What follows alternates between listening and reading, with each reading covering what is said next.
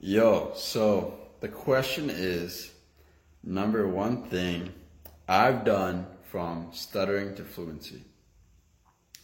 First off, I want to say fluency is not the goal. It shouldn't be the goal. And once I got clear on how to overcome my stutter, I knew striving for fluency would just hold me back. And I'll tell you why. When you go through your day and you judge yourself based on if you're being fluent or not, based on if you're stuttering less through the day, you're going to stutter more. It just means you're going to focus on your stutter more. The goal is to alleviate that constant pain of searching for fluency and being all right if you stutter or not. I know back when I had a severe stutter, I would have hated myself. If I would have hated this person right here, if they said the goal is to be okay if you stuttered, because that was the last thing I wanted to do. But that's because I was striving for fluency and I wasn't okay with myself. And believe me, when you become okay with yourself, when you become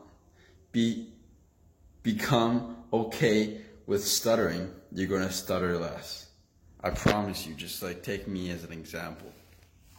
There's so much things that come with being okay with not judging yourself, with if you stutter or not, you're going to be completely fine because you know your value doesn't shift down or up.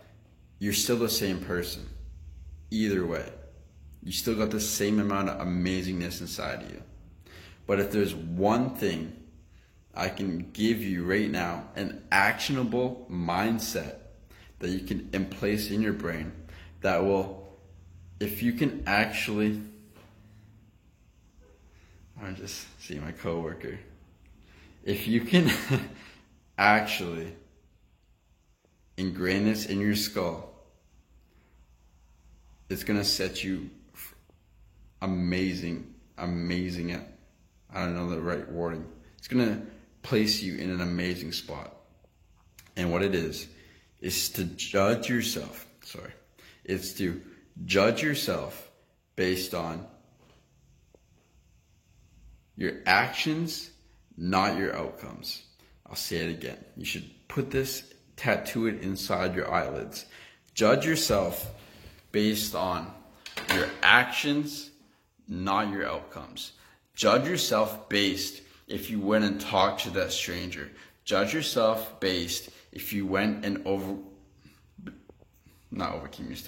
Judge yourself based if you went and pushed your comfort zone, not the outcome to those actions.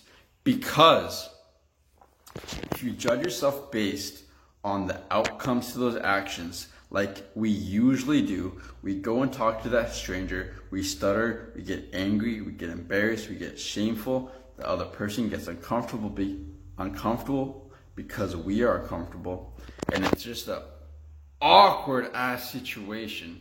We go back and we say we can't do that, we can't talk to strangers, clearly because I stuttered, clearly I failed. But you know how silly that is to do? Because you are you right now. You are doing the best you can do. Your speech and your anxiety levels and your fear levels are right here, right now. You can't change it. Obviously, you're going to stutter. But what you can change, what you can choose is if you take that action or not. Those anxiety levels that make you stutter will lessen the more you take action. So judge yourself based if you take that action or if you don't. You can't control what you feel right now. That's out of your control. What's in your control is taking action. So if you go and talk to a stranger, you stutter, you fail, all that stuff, you should be extremely happy. You can't be fluent right now. It's just impossible. You should be extremely happy you took action and you stuttered. Just keep doing that. You're gonna desensitize yourself to those negative feelings that make you stutter. Gain an addiction to taking action. Gain an addiction to take action whether you stutter or not. Be okay with it, because you know, even if you stutter, the end vision, you're putting yourself in a great, amazing fucking place to overcome your stutter. Stuttering is overcoming your stutter, in my opinion. It means you're taking action. As long as you don't bring yourself down every time you do. Bring yourself up. Judge yourself based on the actions, not your outcomes.